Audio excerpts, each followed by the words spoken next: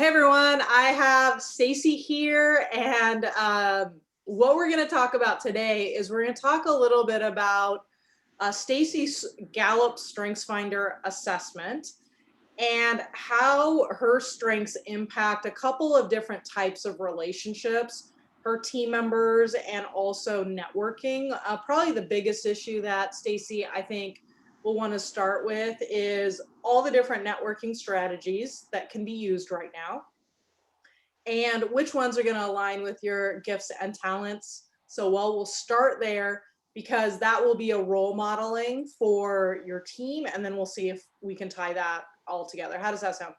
Sounds great. Cool. And if you guys are watching this, tell Stacy thank you for putting herself on camera. And I'm going to switch the view on the camera. We're both there at the same time. So yeah, thank you so much for being willing to do this. So tell me, with the online networking, tell me what feels hard for you right now. What challenges are you running into? And then we'll just get right to it. Yeah, I think with online networking, the biggest thing is just figuring out where to spend my time that would be most efficient. Because I feel like I can do all of them and I feel like I could do all of them well, but like, where do I start that is going to feel life-giving for me All right. and not soul-sucking? All right. Where do I start? Okay. So which networking strategies are you considering right now? So I am pretty good about posting on my personal page and getting good engagement. So that would definitely be one that I'm currently doing, but the other ones would be business collaborations, mostly with business owners, not so much influencers, because I don't know a ton of influencers, but whether it's cross collaboration where we're kind of mutually benefiting each other, or where I'm partnering with them to kind of offer a service in some way. Okay, great. Another one would be like, whether it be like a YouTube channel, a podcast, something like that, just taking, because I have all this knowledge from like all my graduate school kind Uh-huh. of work and whatnot that I feel like I can apply to my field in terms of my network marketing business, that I have a new angle to offer in some ways. So Okay. that's always been on like the back of my list of someday I want to do that. And I'm just trying to figure out like when is someday, to actually launch that and do it. Okay. Okay. I love that. How are you measuring what success looks like with networking? Right now, am I doing it? Honestly. So like just sitting down and figuring out, okay, I want to spend X number of hours a week working on some sort of networking component of my business. And if I do it, I call it success right now, Okay. because for so long I wasn't doing it. So I just needed to start with get your feet in. Okay. So here's where I think we're gonna go. We're gonna change that with a much clearer definition of success. Okay. And then what I'm gonna do is I'm not gonna use your strengths today. I'm gonna use mine. Okay. So let me show you guys. My chart is not fully filled in, but I'm gonna show you guys this real quick. Um, so this is my cheat sheet that I use for coaching to strengths. Some of these boxes, I guess, are not so filled in, but that's okay. I can fill them in later if I need to. So Stacy has these are her top 5 talents per the Gallup StrengthsFinder. If you guys have never heard of the Gallup StrengthsFinder assessment, basically, the idea is you take this assessment and it has a list of 34 themes that are considered neutral talents. When you add skills, knowledge, and experience and practice to the talents, they become a strength. And the idea is the more you focus on your strengths, the really more you can, it's the concept of shining, right? Obviously, we need to shore up any weaknesses that are glaring in our profession of choice so that they don't hurt us, but really spending more time in your strength zone tends to bring more joy. more impact to others, right? And then more profit. So for Stacy, she has belief, competition, relator, significance, and strategic in her top 5. These are not in order of your top 5. They're in alphabetical order because of the spreadsheet. So the first thing that I would say is that you have this we need to make sure we have very clear definitions of success. And I personally like to align them with what's going to drive you the most, right? So I see a competition talent and I see a relator talent, which I think are really important in order for you to have goals around. Because if we frame them in other ways, then they really might not be as motivating to you. So the first thing I would do is add a couple of measurements. So if you're looking at social media, like personal page strategy, my recommendation is to start competing against yourself with engagement. Okay. So are you tracking how many comments, reactions, and messenger conversations you have on a weekly basis? Yes. You are. Okay, Yeah. great. Well, except for I haven't really started tracking messenger conversations, but looking at comments, reactions, yes. Okay, so what's your average? I'm averaging around like 90 to 110, depending on the week. Okay, good. So I think 100 is like a really good standard to have. If you're starting to see 90 to 110, I'd probably see if you can get that to a 110, 120 average. Okay. That's just more like you want to start playing a game with yourself if you can. Another thing that I would recommend is to see if you can find a friend that's also using the strategy Mm, who has a competition talent. Don't choose someone without a competition talent to compete with. They won't enjoy it so much. You'll need someone with a competition talent or a maximizer talent. okay. Those two talents like to play games. So for me, I have a number 5 maximizer, which is basically I'm a tinkerer. Okay. So I don't have a high competition. My achiever's 10. But the reason like I'm so goal driven is because of this maximizer likes to tinker and make everything better. Okay. Like if there's no score, I don't want to play. And that's what I'm like too. So we have to design a score in the places that are really important. So you also have this relator though, which means only measuring things like reactions or comments isn't going to satisfy your soul. So the next metric that I want you to focus on is the number of coffee chats or the Mm, number of one-on-one conversations you're having with people, because that's where the magic is going to happen okay. for your relationship building, right? So we obviously want to make sure that your business is aligned with like this belief talent. We want to make sure you are able to play. Yeah. But your core relationship is going to be most likely in one-on-one relationships or smaller groups, or that you're really prepared so that you're able to do that. And so I actually, so I have a resilient leader mastermind. There's 16 people right now I'm coaching. I think 14 of them have high relator. Wow. Okay. So here's a couple things that are interesting. As a high relator, if you're pouring out one-on-one, right, you have to make sure you're being poured into. Otherwise, you'll Mm, run empty. So I found this trend really interesting with like our resilient leaders is that they actually needed individualized attention, a one-on-one relationship in order to breathe, pouring hmm. into them, because they were always one-on-oneing to everyone else. And so if they didn't have that, that was really difficult. It also meant what we did is I told them, so that's why the makeup I think of resilient leaders so high relator is because they crave that one-on-one attention. Right. Um, so 14 out of 16. So then the next thing we did is we set a specific goal for the number of coffee dates, Okay. or like a relationship building metric. Because would it be fair to say, Stacey, as soon as you say, it would be so nice to get to know you a little bit better. I mean, I know Zoom is not ideal, but it sort of is what we're working with depending on where you live right now. Hopefully that'll change, but I don't know if you you need to work from home, right? Right. So, I mean, it's going to be Zoom and that's fine, right? Like, let's get to know each other, see how we can help each other out.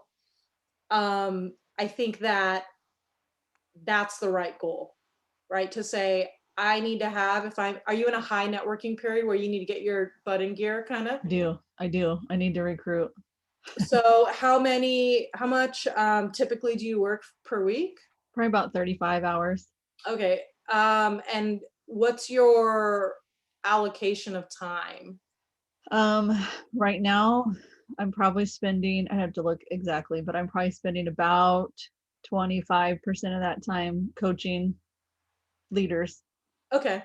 About 10 to 20% of that time trying to network, and then the rest like managing customer service, that kind of stuff.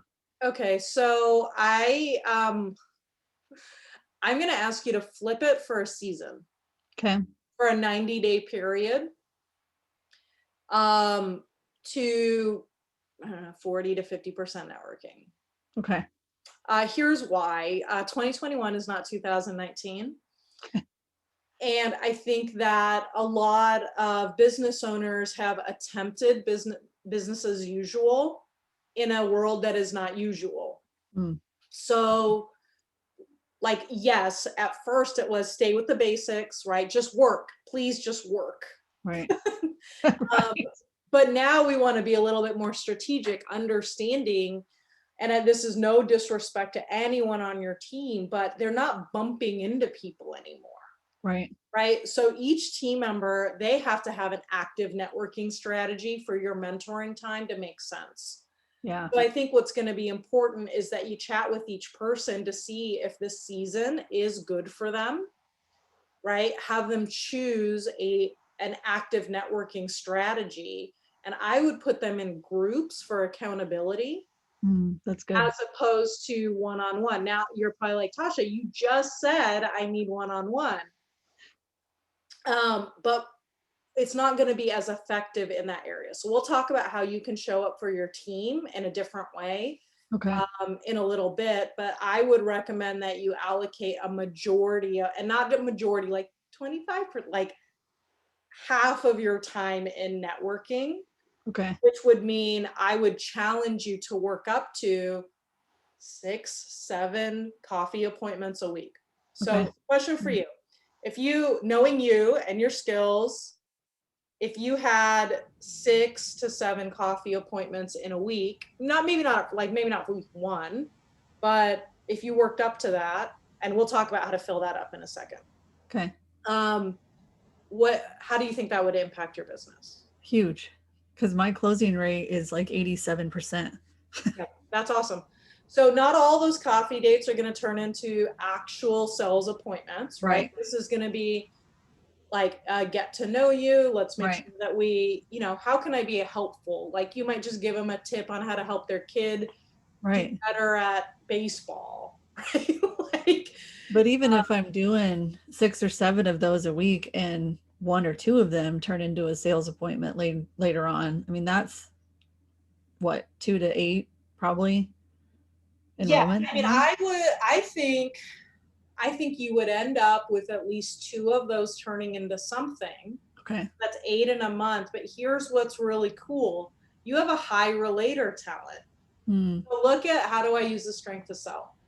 Cultivate and grow relationship over the long term, sustain partnerships over time, get to know customers, pay attention to their goals, foster that value, Yeah. right? So what will happen is you're not going to lose opportunity by creating that extra step. You're actually going to be able to work in your talent a lot better. High relators have a hard time, what I call going for the kill, right? Like that idea of like, Right. hi, nice to meet you. Would you like to buy something? Woos like Woo Talents, they're like all about that. Like, I'm gonna win you over. You're gonna become my best friend, and you're gonna buy everything, and you're gonna launch all in one conversation.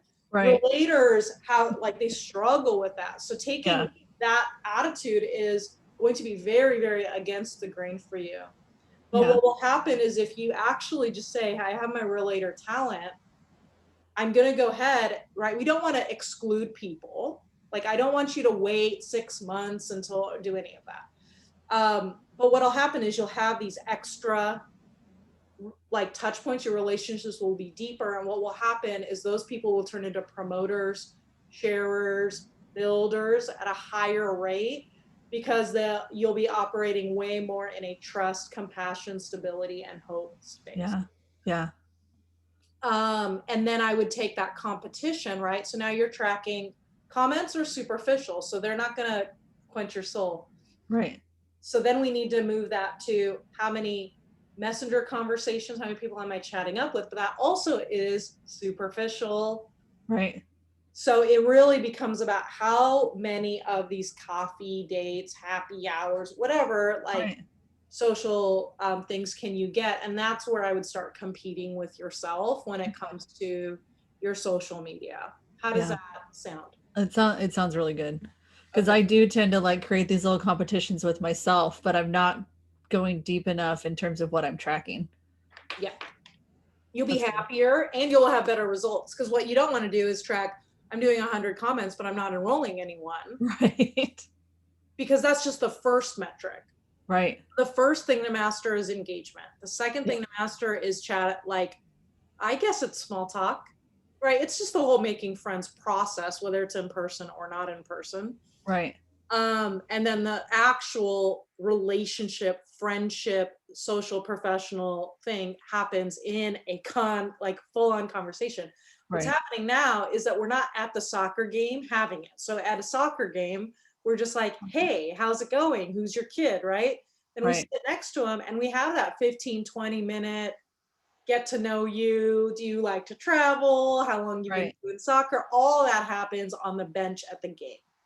Right. It makes it really easy to be able to say, something comes up and you're like, hey, this is what I do for my Right. business.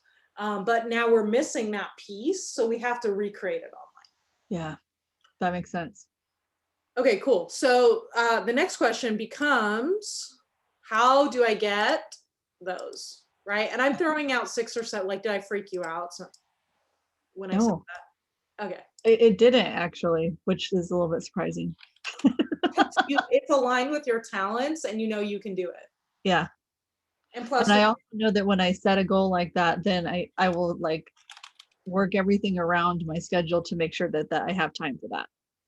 But if I don't have the goal, I won't set the schedule. yeah, that's exactly right. So we have 6 to 7 coffee dates. So how does this work, right? Where are we? Like, we got to fill this up somehow, right? Mhm.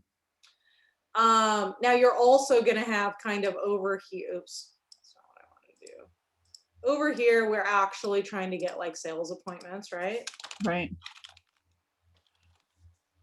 So we have a couple of different arrows, right? Over here, we have your personal page, right? So you're chatting with people, inviting them, etc. And then what I would recommend, you mentioned that you want to do business collaboration. So we have business collab. So we'll do cross promotions Yeah. with business owners. And over here we have integration into businesses. Yeah. And into here we have some sort of educational channel, e.g. YouTube. Yeah. Okay. So what we're trying to do is we're trying to connect with these types of people, cross promotions with business owners, invite them to a conversation to say, hey, would you like to talk about how we can help each other? Informal coffee date. And then you say, would you be interested in a cross promotion? And then you move them into like a conversation about how to do that. Right. For those of you that are watching this, we're talking about an online networking survival guide 3-hour workshop that I did. Hopefully you're able to like at least understand the concepts, but the execution plan is in that. So just let me know if you want the link to purchase the recording for that. We'll make sure we hook you up. Okay, so the next thing is we want to start creating momentum as quickly as possible. Confidence is going to come from quick wins, not long wins. Right. And your skill is going to increase, and like it's easier to get engagement on a personal page, which then builds confidence and skills to go to a harder place. So here's what I would recommend. Obviously we start here because that's your hub. And then this is going to be the next easiest. Okay. So you'll be able to get momentum fast and confidence. It's pretty simple to say, you're a small business owner, I'm a small business owner. Would you like to talk about a cross collaboration across our audiences? If I have people that need your stuff, you have people that need our stuff, we're not competitors, right? No harm, no foul. Right. Right. It's super easy right now. I mean, the clients that are doing that are killing it. Okay. So, because people are so receptive to that, wait, you're going to add value to my life? Right. That's crazy. So it's going really, really well. So what I would recommend is to make this one your second one, because you'll start to get forward momentum, right? The next easiest is going to be an integration into business, although it's not that easy. It's pretty hard. Right. Right. And then this is going to be the one that's going to take the longest. Okay.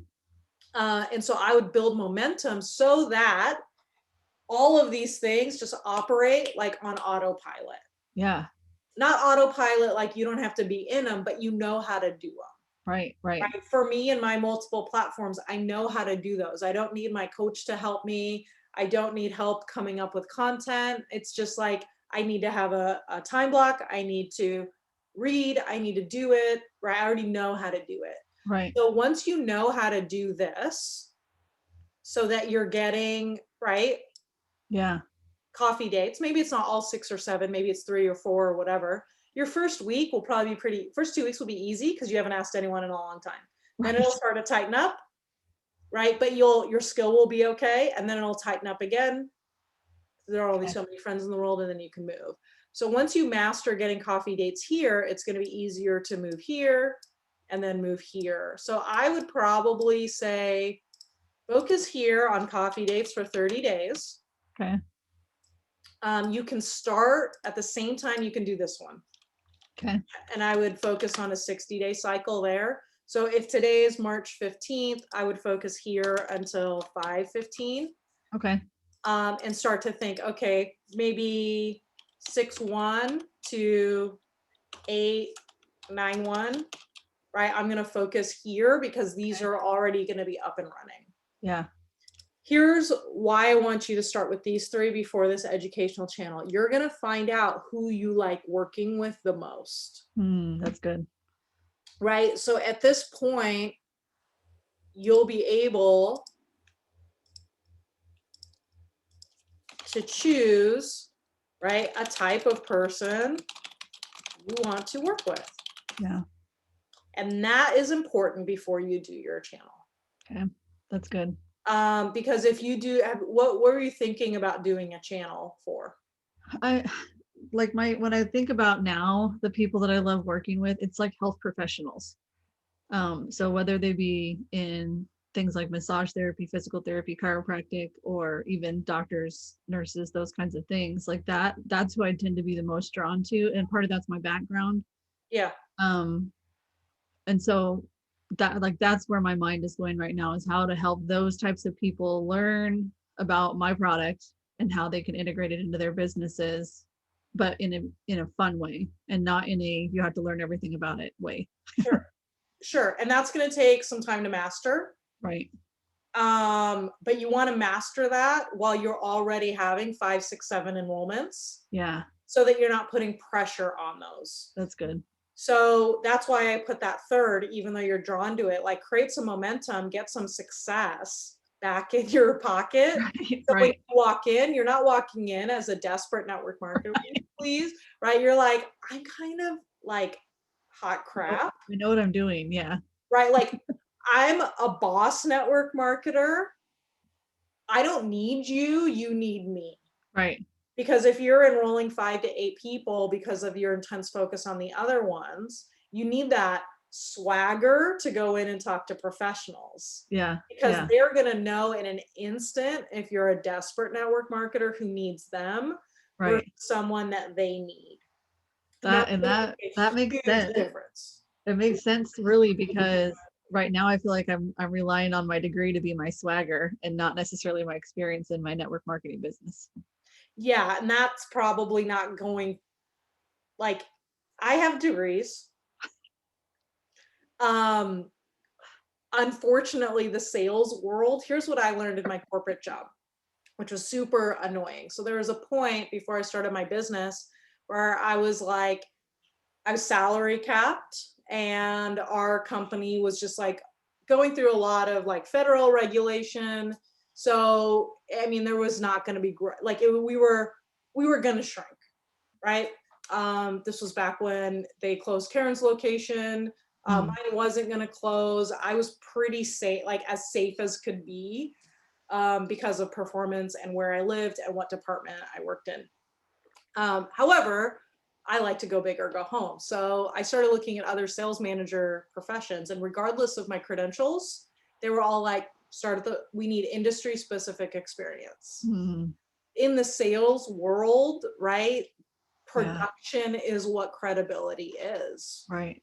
And so our degrees, what that does, all that shows us is like we can learn anything, but we have to do the stuff. Right. Because Right. that's where our actual credibility is going to go. And I think that a lot of people worry too much. Most people don't hear me talk about my MBA very much. Most people don't know I have one because it's not really, it doesn't help them Right. in the same way. So yeah, I would definitely start to build your credibility. And I think there's a lot of credibility, and I built this once, and then I rebuilt it. That's a Yeah. different kind of credibility. So a lot of people feel like this pressure of, well, I built this thing and then it fell apart and now I'm not credible anymore. Mm. Except every entrepreneur, when I study entrepreneurship, they only have one thing in common, and it's bouncing back from debilitating failure. Mm. They are not only capable of building, they are capable of rebuilding and then Yeah. rebuilding and then rebuilding and then rebuilding.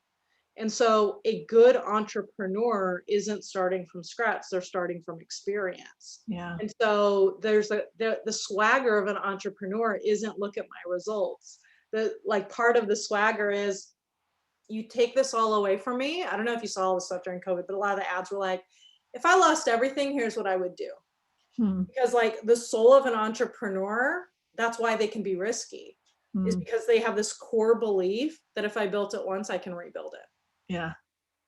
And that's, I think, where a lot of confidence comes from, is that's fine. So it allows me to take risks, Yeah. because if it all falls apart, I'll just rebuild it.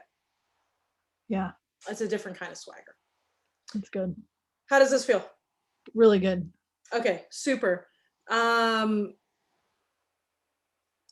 So in the meantime, you can doodle your YouTube content. Okay. You're going to change it a bunch of times. I've like 1/3 written 5 or 6 books before I actually wrote the real one. And it Nice. wasn't until I heard someone say your book needs to be aligned with your signature speech.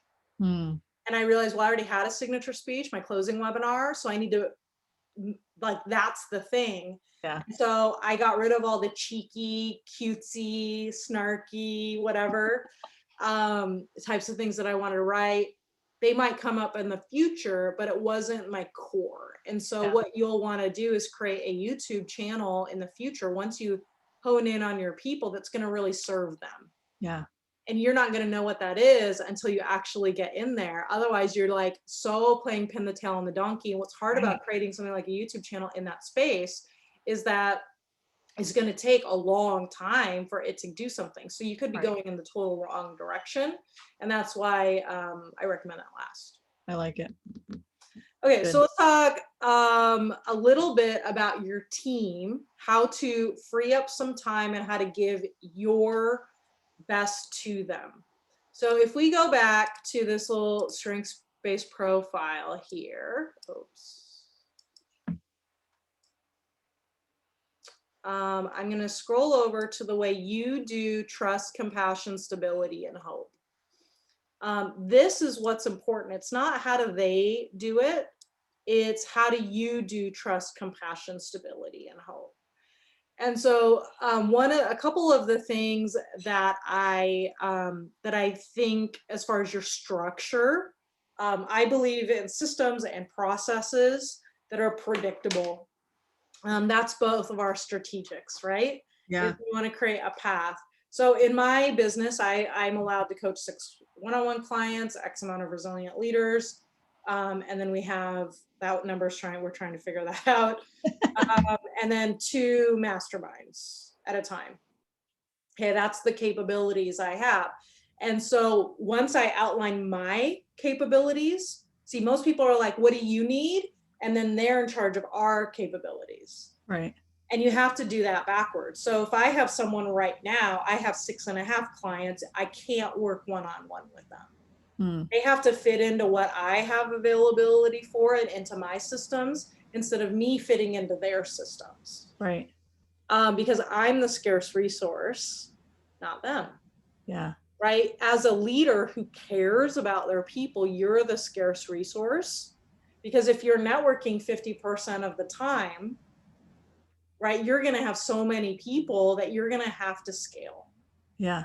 So even though I have a high individualization and I want to coach everyone one-on-one, I have different mechanisms to fulfill that.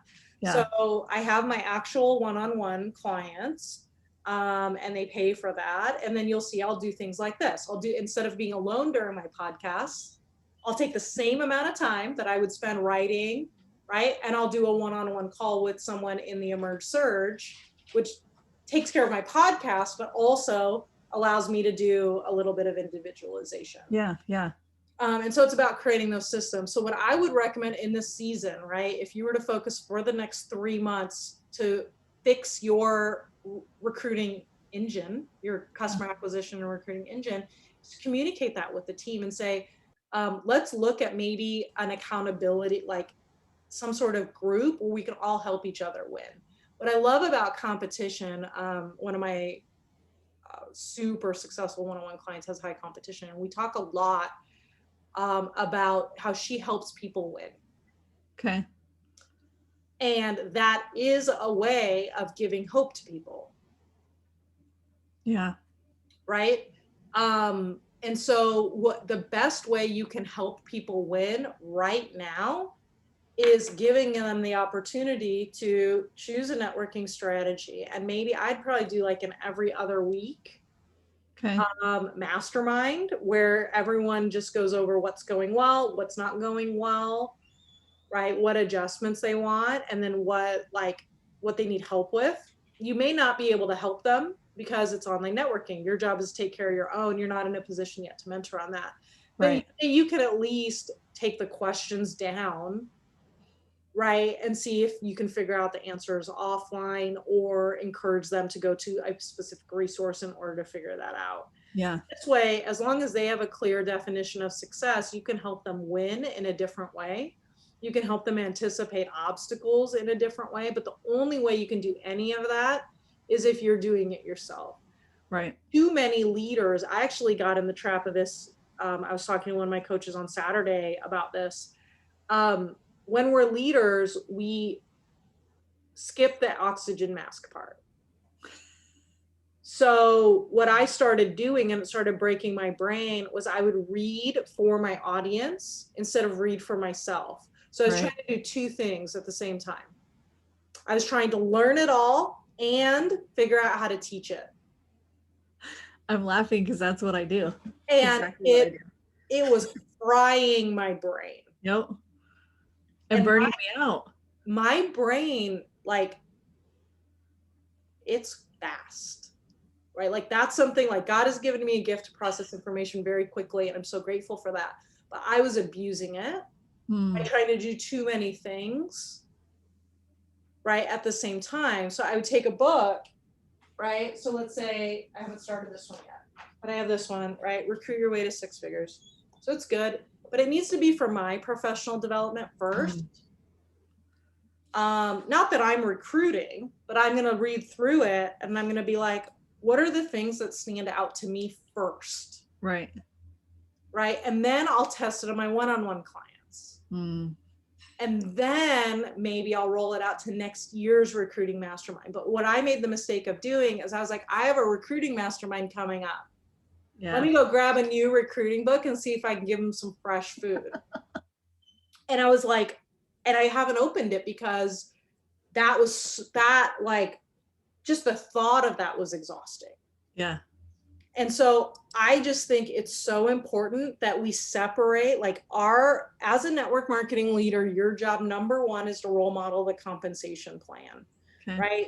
Network, enroll, launch, network, enroll, launch. Yeah. Once those things are taken care of, those are your number one priority. Then it becomes retention efforts for customers and retention efforts for team members or relationships. Yeah. The third becomes professional development for you. But here's what's interesting. I've never seen any network marketing leader, any network marketing trainer, myself included, that says, you need to go learn this to help your team. Because their professional development is actually their responsibility, not your responsibility. Right. Now, the transfer tends to happen when I learn something, it becomes part of me, right? And then just like Care Bears, like it just like lands on, Right. becomes part of my mentorship. Yeah. And that's going to be the same. Like when you start networking like a boss, it's going to become part of the way you are. So when people ask questions, you're going to know more, but it's going to be real world experience. When you tell a story to team members, you're going to say, the other day, not 6 years ago, right? Like we've all seen leaders who they're not doing it anymore. Right. And you can tell, right? It's not current. And one of the big mistakes, and I heard another trainer say this, and I was like, this is so right, is we expect our team to build the team, and we don't. And so what he said, his name is, it's the author of this book, actually, Rob Sperry, is he's like, are you the team member that you wish you had? And most people will instantly be like, yeah, because I work hard. And I was like, yeah, but if you're not enrolling people, would you want that team member? Right. Like a great team member is enrolling and launching and networking, enrolling and launching. Right. And so if you're coaching yourself and all you're doing is coaching other people, but no one's selling anything, right, that actually isn't the kind of team member you want. And if you think you want that kind of team member, that's the breakdown in your business model from the beginning. Yeah. And so that's the way I would use your talents with your team right now. Yeah. And if they're not getting what they need, I believe it's their responsibility to look at their strength profile. So here's what I used to do. In my corporate job, I had 13 directors in 11 years. I have number 34, adaptability. So that was really stressful. Whose job was it to make sure I got what I needed from my new bosses? Yours. Mine. Yeah. Right? It is not their job to know how to get the best of my talents. It's my job to get the best out of my talents. And so this is a category I love, which is how do I best lead the strength? And the way I look at it is, instead of you going, oh, I'm going to go look this up for every single person on my team, I actually look at this in entrepreneurship as self-leadership. It's my job to know this and to create I'm an entrepreneur. So regardless of my business coach, right, Karen, who operates in a lot of ways as a boss, like as a hired boss for me. Yeah. It is still my responsibility to get what I need. Right. And so I had this director, his name was Jeremy. He was awesome, but he was like all over. He was like a traveling director, a schmoozer, like, and I was like, no. I need one-on-one attention, right? I need one-on-one attention because I was like shriveling, because he would run team meeting upon team meeting upon team meeting. I was like, does this apply to me? Does this not apply to me? I don't understand. I thought I was doing that. You told everyone you need to do more of it. I thought I was doing it. He'd be like, no, no, no, that's not you. And I was like, okay, I can't. And so what I would do is I would actually follow him around Southern California and be like, where are you this week? And he's like, well, I'm going to be in this area on this day, this day, this day. I'm not coming to your learning center. I said, great. Closest learning center to me is that one. I will see you there on this day for my one-on-one. And he just laughed and he's like, okay. And I would get what I needed. And so what I learned about halfway through is like, for me, the individualization I want, and the maximizer, I wanted someone to look at inside my business and make sure I didn't have blind spots, to look at my numbers and to tell me for me, what worked well and what didn't work well, not in general. And so I had to ask, I knew that that was something I needed to lead myself. And so I asked the person for what I need, which is why I have a one-on-one coach, not a mastermind. Yeah. Because I know myself that when I go into a mastermind, like I start fritzing out, like does this apply to me or does this not apply to me? Is this the right time? Like I need to know what is for me. And so the recommendation that I would give your team, not do a whole training, but to let them know, look at how do you lead the strength? Yeah. And create your own environment in which you're able to get what you need. Yeah. That's good. How does all that feel? It feels really good. Okay. And especially like thinking through almost every hard thing that when I trace it back, it's that I'm trying to like do things for them instead of just letting them learn how to do it for themselves. Yeah. And they'll like it more. They'll be proud of themselves. We call Zoe a compulsive helper. And my younger daughter, just like, it drives her nuts. She's like, I want to try it by myself. So I think overall, the key will be just to communicate it, because it'll feel abrupt or like abandonment. Just say, here are my talents, right? I help people win. Yeah. And the little asterisk would be, I have 2 one-on-one openings per week, put them on Calendly. If you need one-on-one time, sign up. That's a good idea. Right. And I have a lot of leaders that do that in order to give the people that want the one-on-one attention versus guilting people because they know you need it. Yeah. Yeah. That's all right, good. We should wrap up. We've been chatting for a while. What do you think, Stacey, are your biggest takeaways? Well, the thing I just mentioned of just realizing how much I'm trying to kind of facilitate everything for my leaders instead of giving them the space to develop on their own and want it for themselves. Yeah. That's probably the biggest thing. And then just my strategic loves having a plan. Flowcharts are the best, huh? They are. It's like, it makes sense. It's all right here. I can look at it. That's great. What do you think was your biggest takeaway from our conversation about networking? Probably just the plan of kind of thinking through and within my strengths, like figuring out where it fits and how I do this well, and not necessarily where this fits so that I can take it down to my team, but where this fits because I do this well. Yeah. I love it. I love it. Awesome. Well, Stacey, thank you so much for doing this. I hope this was helpful for everybody watching or listening. Let Stacey know how awesome she is, and we'll talk soon.